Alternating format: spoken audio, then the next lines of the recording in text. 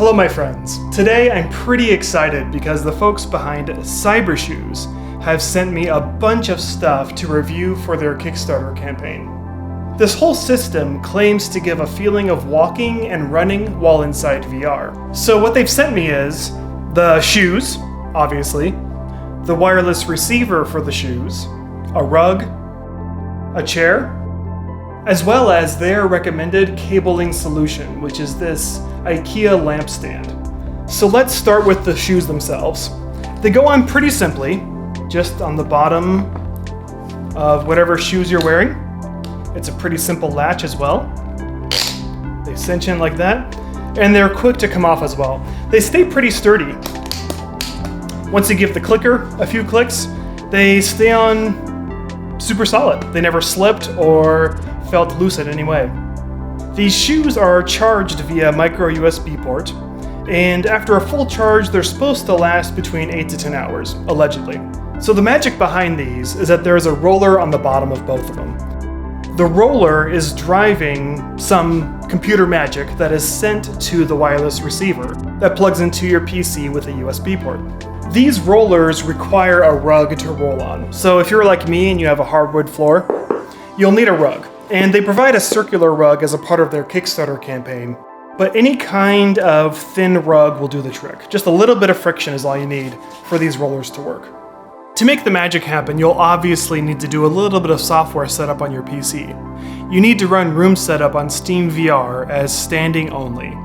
And instead of calibrating the headset on the floor, you place that on the stool and put in the measurements they specify. You also need to download and install some background software they provide, but that's all really easy. This works with any VR game that has sliding locomotion as a movement option. After starting a game, just switch to the Cybershoes app and choose if you want to walk in the direction of the headset or in the direction of where you're walking by selecting Follow Cybershoes. And the Follow Cybershoes option is really great because you can strafe or walk one direction while your headset looks the other direction. It feels very natural, and that's the way I prefer to play. So it takes a little bit of setup at the beginning, but after that's all done, the system just kind of works. I was expecting glitches or awkwardness, but was pleasantly surprised at how well it performed. After getting used to the feeling of walking while sitting, I have to admit this is the closest I've ever felt to actually walking and running in VR. It's a huge step in the right direction.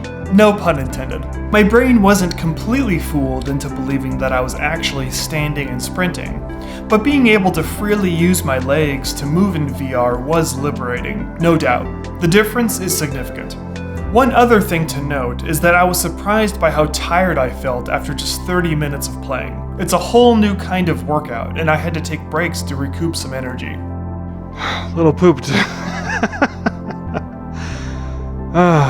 Little pooped.